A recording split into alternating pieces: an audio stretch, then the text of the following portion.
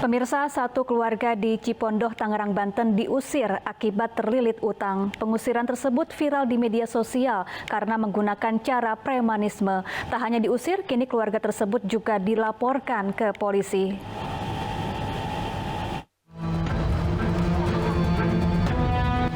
Keluarga Rahmawati menyambangi rumahnya yang saat ini jadi sengketa di Jalan Ketapang, Dongkal, Kecamatan Cipondoh, Kota Tangerang.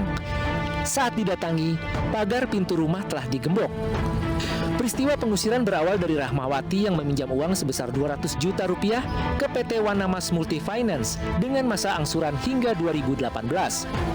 Akibat terdampak pandemi, Rahmawati tak mampu melanjutkan pelunasan dan meminta keringanan.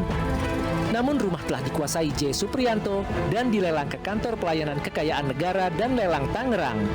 Hari Sabtu, saya mendapatkan lagi beberapa orang datang ke rumah dengan banyak preman. Mendapatkan setelah itu saya menelpon beliau. Beliau menyatakan saya tidak butuh uang ibu, saya butuh ibu keluar dari rumah sana. Ada beberapa mengatakan itu adalah atas nama Rasmidi. Sementara pihak dari perusahaan lelang properti membantah pihaknya tidak menggunakan cara premanisme serta sudah sesuai prosedur penagihan. Dia meminjam uang 200 juta, lalu kemudian ditagih, malah dia mengirim preman. Nanti kebalik-balik gitu. Dan saya melihat orang ini kan seolah-olah dikesankan orang miskin, orang yang nggak punya duit, orang yang dizolimi dan dikorbankan. Sebelumnya satu keluarga di Cipondoh, Tangerang diusir dari rumahnya oleh puluhan preman. Selain itu pelaku juga mengeluarkan seluruh perabotan dan barang dari dalam rumah. Hingga kini barang-barang pemilik rumah tidak diketahui keberadaannya. Tim Liputan iNews melaporkan.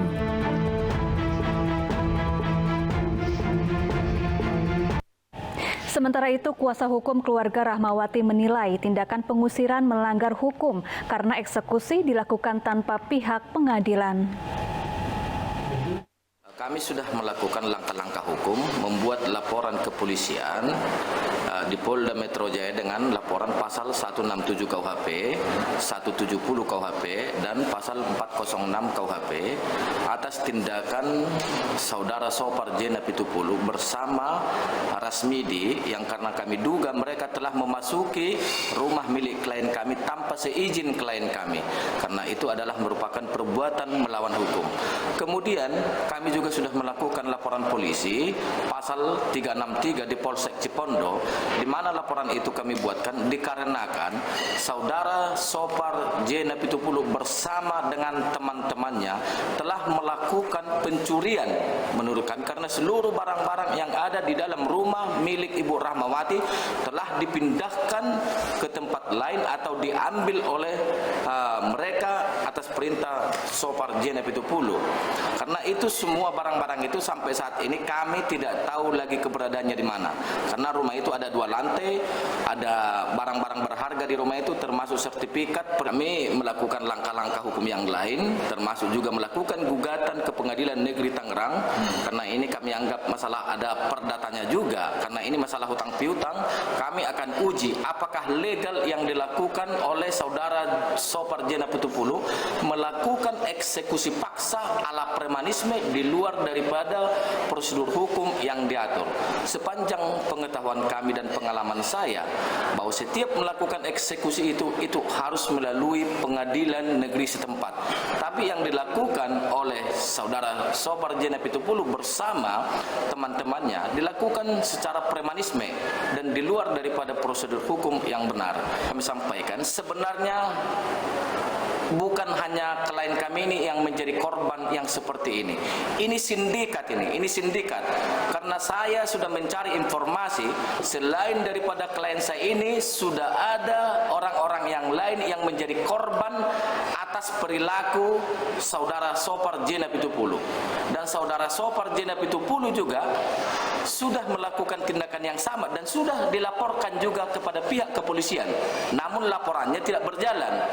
Kami mohon dan kami minta kepada Bapak Kapolri agar memberikan perhatian perhatian atau attention terhadap perkara ini. Karena klien kami ini juga keluarga polisi. Ini klien kami Ibu Rahmawati adalah Ibu Bayangkari dan anaknya juga adalah Ibu Bayangkari juga. Bayangkan kalau seorang anggota polisi juga mereka berani melakukan tindakan-tindakan di luar daripada proses hukum. Lalu kenapa keluarga Rahmawati yang viral diusir preman justru dilaporkan? Sudah bergabung bersama kami Rasman Arif Nasution yang merupakan kuasa hukum pelapor. Selamat sore Pak Rasman. Medan aja. Ya. Pak Rasman. Ya Pak Rasman, ya mengapa melaporkan keluarga Rahmawati ke polisi? Begini. Pertama saya ingin sampaikan bahwa kadang-kadang masyarakat ini disajikan dengan sebuah pemberitaan yang terus terang saja itu bisa mengelabui masyarakat seolah-olah mencari simpati masyarakat. Saya melihat itu kadang-kadang media sosial, kemudian ada yang namanya pengusiran. Ini topiknya begini ya, Rahmawati itu punya hutang 200 juta ya kepada seseorang yang bernama J. Suprianto. Ini klien saya.